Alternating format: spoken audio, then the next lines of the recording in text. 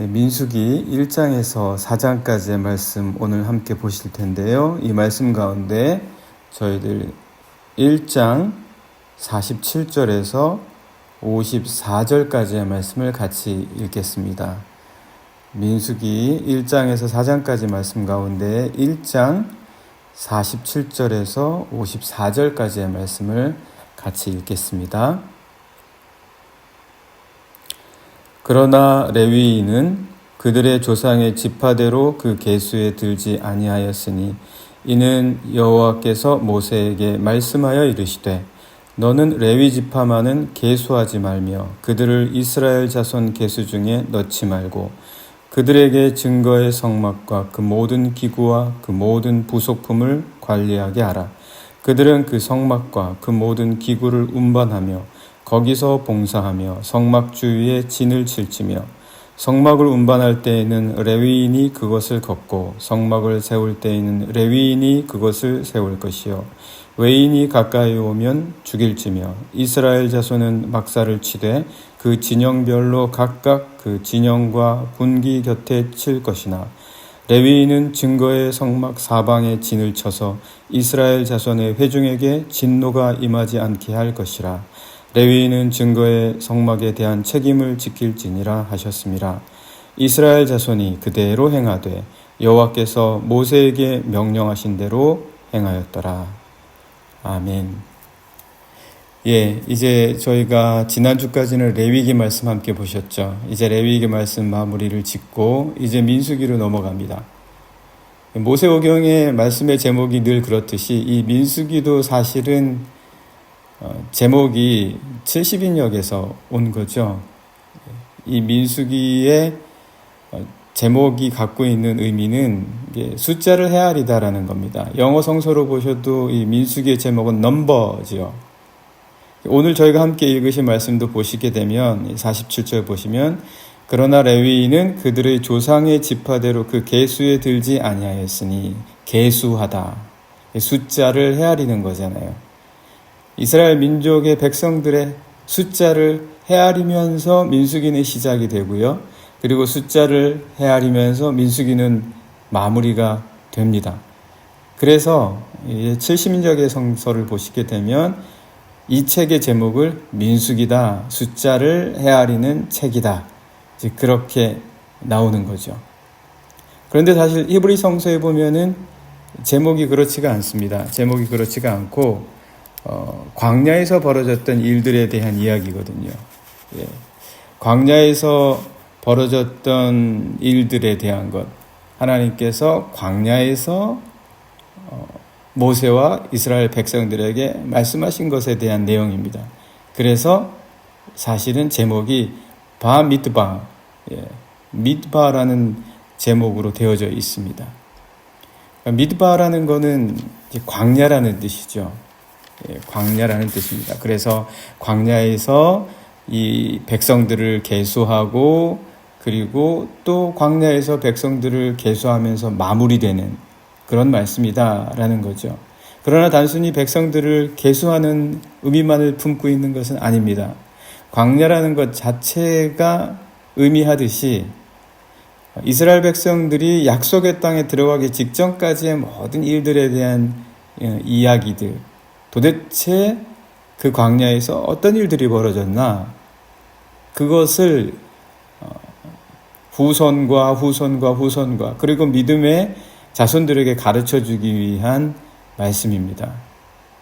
오늘 우리의 삶도 사실 여러분 광야 아닙니까? 광야가 의미하는 게 우리가 작년 우리 요르단 와디럼 갔었죠.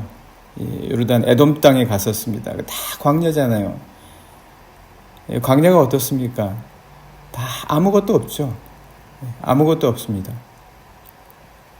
그 땅을 이제 이스라엘 백성들이 이제 진행해 나가면서 그들이 이제 하나님과 함께 나아가는 법을 배우는 겁니다. 그래서 이 민수기에서는 이스라엘 백성들을 특별히 군대라고 합니다. 군대. 그래서 계수할 때에도 20세 이상의 남자들을 계수하는 거예요. 20세 이상의 남자로부터 60세까지 계수합니다.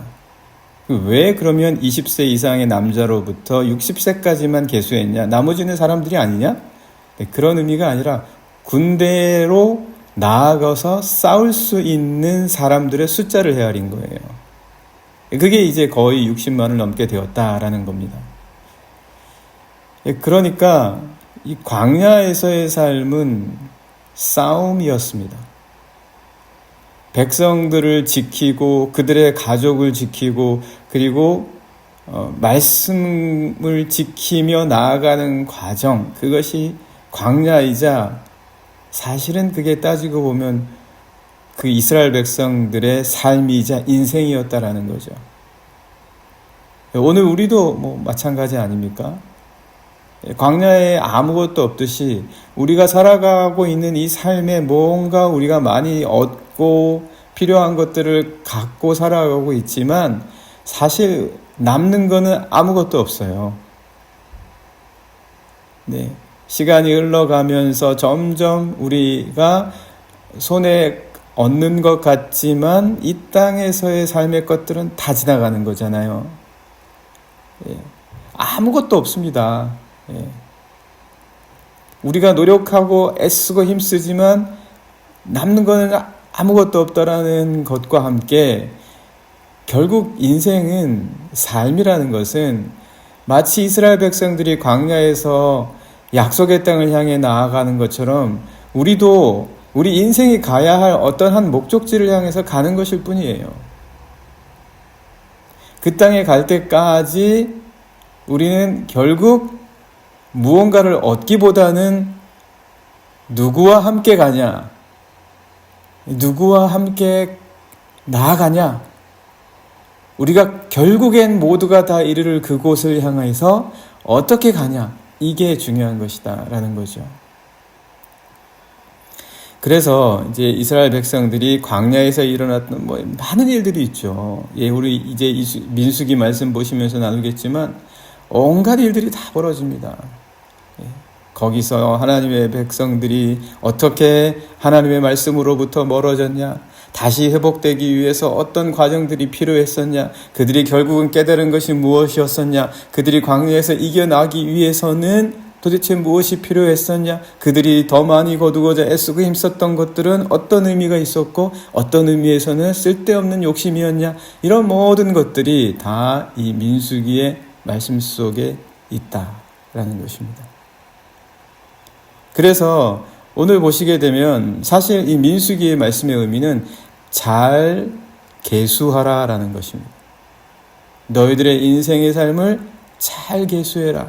무엇을 수에 치고 무엇을 수에 넣지 말아야 할지 잘 계수해라. 잘 헤아릴 수 있는 자가 되라. 너희들은 너희 인생의 삶에서 잘 넘버링을 해라. 그 말씀이 바로 민수기의 말씀이다 라는 것이죠. 그래서 저희가 이제 민수기의 말씀을 이제 보시는데, 이 민수기의 말씀에서 중요한 것은 계수를 해서 이제 싸움에 나아가도록 하는 이스라엘 백성들을 어떤 식으로 진영을 형성하냐는 것입니다. 왜냐하면 이제 나아가야 되잖아요. 예, 아까도 말씀드린 것처럼 이 이스라엘 백성들은 결국 나아가는 삶이에요. 광야에서. 무엇을 어떻게 얻고 쟁취하냐가 아니라 어떻게 약속의 땅까지 나아가냐. 그것이 포인트거든요.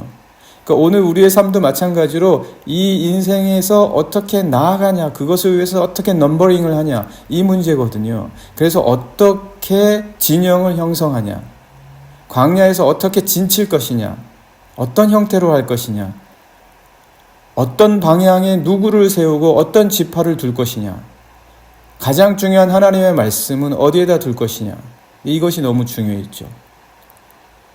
그래서 광야라고 하는 mid바라는 말은 사실은 말씀이라는 것과도 또 같습니다. 말씀, 다바르라는 말씀과도 같습니다. 그러니까 광야에서 우리는 결국 말씀을 따라서 갈 때 진영이 갖추어지고, 말씀을 따라갈 때 우리가 좋은 넘버링을 할 수 있게 되고, 말씀을 따라갈 때 방향을 제대로 잡을 수가 있다라는 겁니다. 광야에서 방향을 잃어버리기가 쉽고 그 광야에서의 방향은 정말 해 뜰 때와 해 질 때 하늘을 바라보는 수밖에 없잖아요. 하늘을 바라보는 수밖에 없다. 거기서 어떻게 모든 방향을 약속의 땅을 향해서 잡고 그리고 어떻게 진영을 맞추어서 나갈 것이냐. 이 모든 것이 광야다. 그래서 이제 광야에서 말씀과 함께 나아가는 진영을 어떻게 하나님께서는 모세와 이스라엘 백성들에게 말씀하셨는지 한번 저희가 간단하게 볼 텐데요.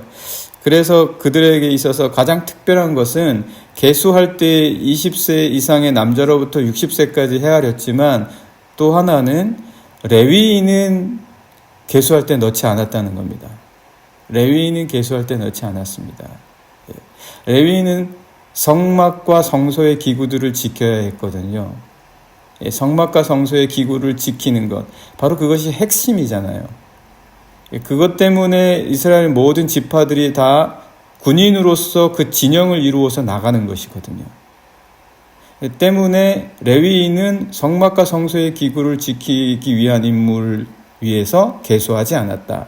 뿐만 아니라 이스라엘 백성들이 애굽에서 나올 때에 애굽의 모든 장자는 죽었지만 이스라엘의 장자는 죽지 않았거든요.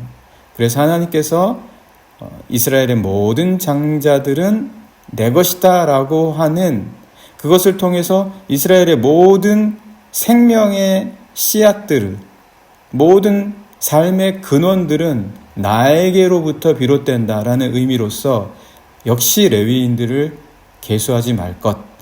왜냐하면 이스라엘의 모든 장자들, 이 당시 새로 태어난 첫 장자들의 숫자와 그리고 레위인의 숫자가 같았거든요.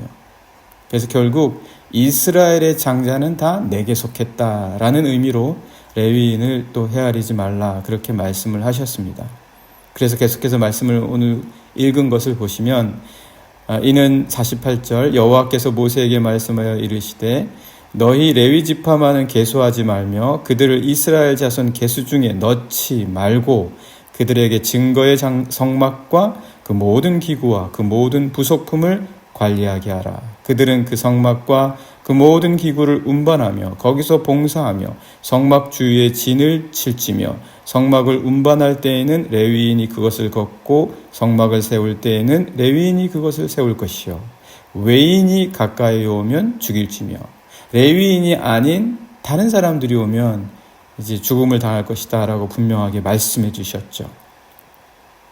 그래서 이스라엘 자손은 막사를 쳐라. 완전히 군대 용어죠. 군인들의 용어입니다. 막사를 치되 그 진영별로 각각 그 진영과 군기 곁에 진칠 것이나 레위인은 증거의 성막 사방에 진을 쳐서 이스라엘 자손의 회중에게 진노가 임하지 않게 할 것이라. 레위인은 증거의 성막에 대한 책임을 지킬지니라 하셨음이라. 이렇게 말씀을 하셨습니다. 그래서 그 진영을 저희가 잠깐 보면요. 오늘 저희가 새벽이긴 하지만 잠깐 우리가 준비된 화면을 통해서 어떤 식으로 진영이 쳐졌는지 한번 저희가 잠깐 보겠습니다. 자, 그런데 우리가 여러분 기억해야 될 게 있습니다. 이스라엘이 12지파잖아요. 그런데 12지파인데 레위인은 계수에 들지가 않았어요. 그러면 11지파만 남잖아요. 그럼 진영의 12지파를 어떻게 넣냐? 레위 지파가 빠져서 성막 주변에 있게 될 것인데 11지파만인데 그럼 숫자가 어떻게 될 것이냐? 어떤 식으로 짜여질 것이냐? 그래서 요셉의 지파는 애굽에 내려가서 에브라임과 므낫세라는 두 아들을 낳았잖아요. 그래서 요셉 지파로 계수하지 않고 에브라임과 므낫세의 지파로 따로 나누어서 계수한다. 그래서 12이라는 숫자가 다시 채워지게 되는 거죠.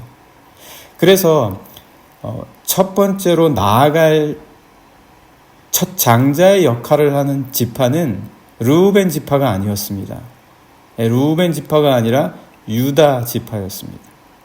유다 지파가 왜 첫 번째로 나아가느냐? 물론 그 유다 지파 안에서 메시아가 오셨고 그리스도 예수께서 오신 이유도 있었지만 요셉이 팔려 나갈 때에 리더로서의 역할을 한 장자는 르우벤이 아니라 유다였습니다. 형제들이 오히려 르우벤보다는 유다의 말을 따랐어요. 항상 그래서 유다가 언제든지 앞서서 모든 어렵고 힘들고 책임지고 고난에 그 감당해야 될 몫들을 다 유다가 했거든요. 그래서 유다 지파가 항상 앞장서 나가게 됩니다. 그래서 오늘도 이 화면에 보시게 되면 맨 처음으로 나가는 지파는 그 이스라엘의 모든 대열에서 가장 앞서서 나갈 지파는 유다 지파였습니다.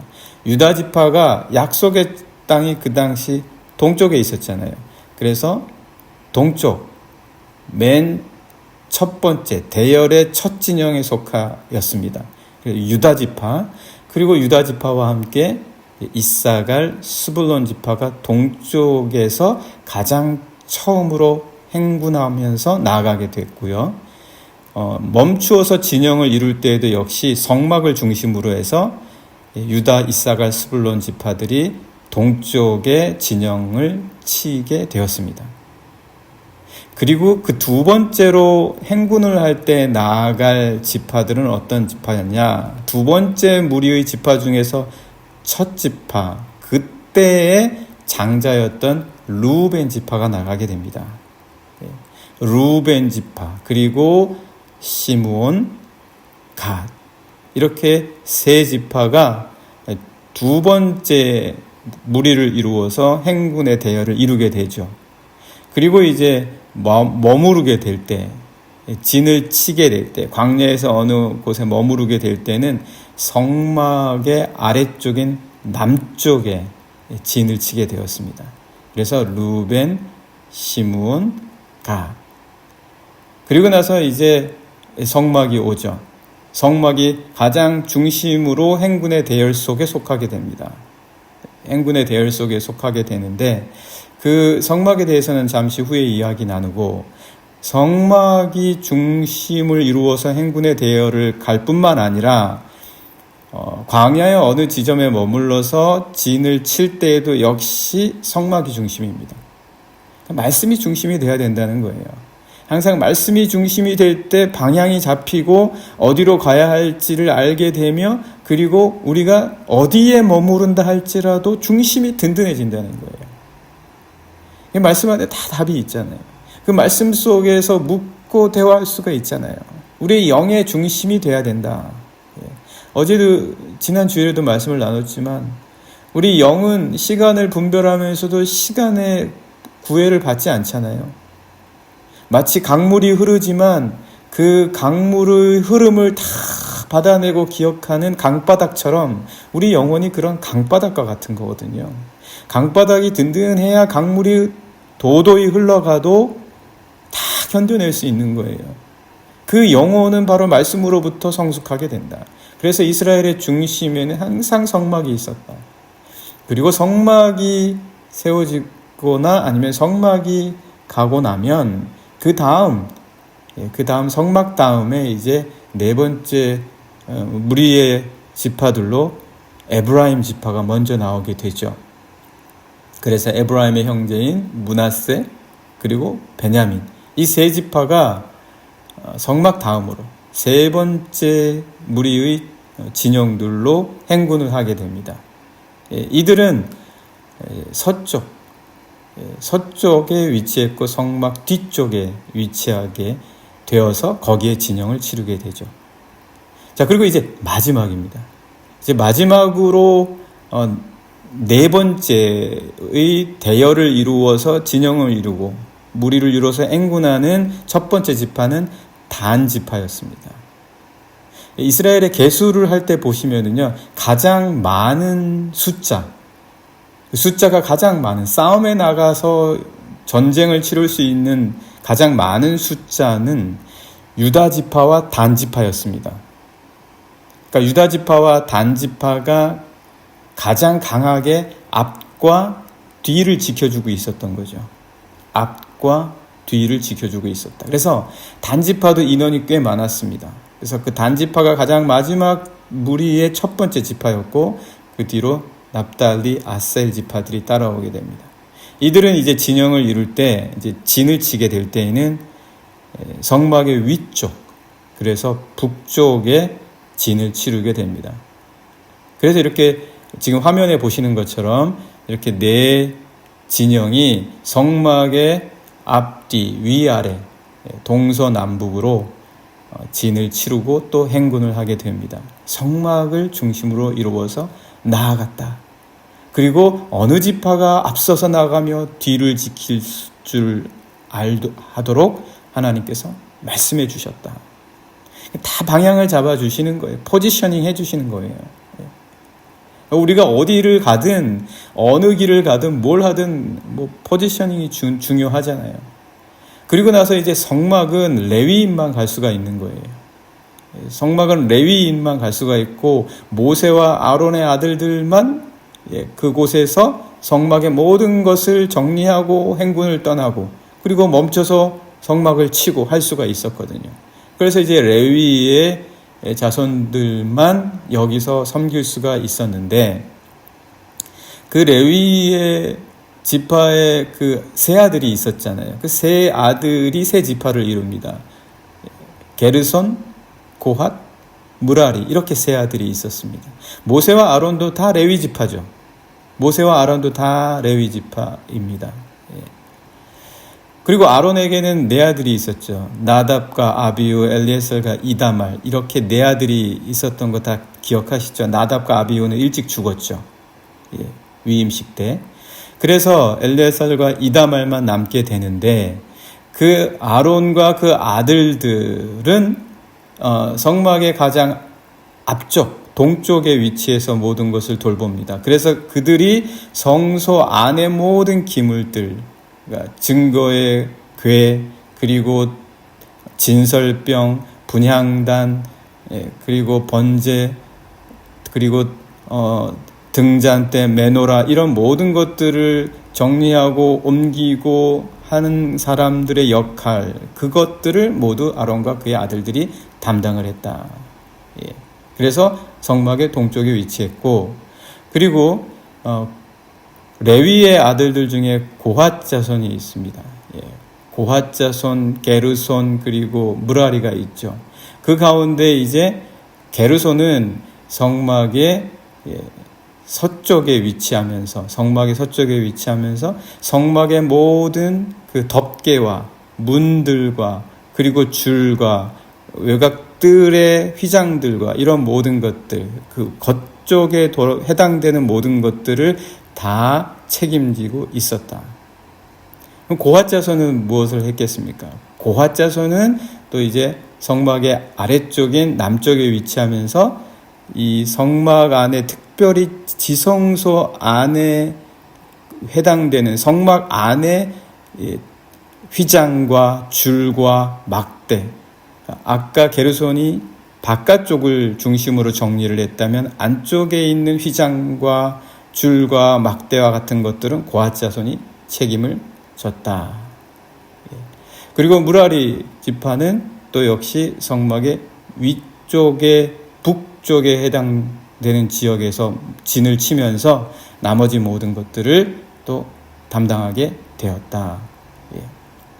이렇게 진영이 이루어지면서 나아갔습니다. 오늘 우리들의 삶에서도 이런 진영을 이루어서 나아가는 하나님의 말씀이 중심이 되어야 될 줄 믿습니다. 오늘 이 시간 함께 같이 기도하면 좋겠습니다. 하나님, 오늘 저희에게도 이 광야에서의 땅과 같은 이곳 이 땅에서 온전히 주님의 말씀을 중심으로 나아갈 수 있게 해 주시옵소서. 무엇을 헤아려야 할지 알게 하시고 또 어느 자리에 위치해야 할지를 알게 해 주십시오. 함께 같이 기도하시겠습니다.